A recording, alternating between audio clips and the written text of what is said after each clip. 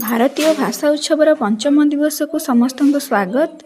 भिडियोटी को शेष पर्यंत देखि चित्रित क्षुद्र गल्प सह पिलांकर बहुभाषी गल्प श्रृंखलाटी किपरि होइछि मंतव्य निश्चय जणाइबे। नमस्कार बंधुगण, आज होछि भारतीय भाषा उत्सवर पंचम दिवस। आजिर शीर्षक बहुभाषा रे गप कहिबा। आमे चतुर काळ गपटी को सातटी भाषा रे कहिबा।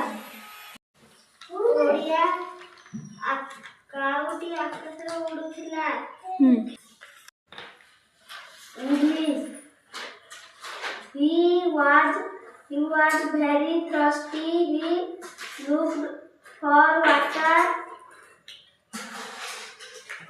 here and there. हिंदी आंख में उसे एक पानी का बर्तन दिखाई दिया। गुजराती आगड़े वो जना बिचारी। मराठी कान कही दबड़ गोछा केले आड़ी एक एक करून भांड्यात टाकले। तेलुगु नीर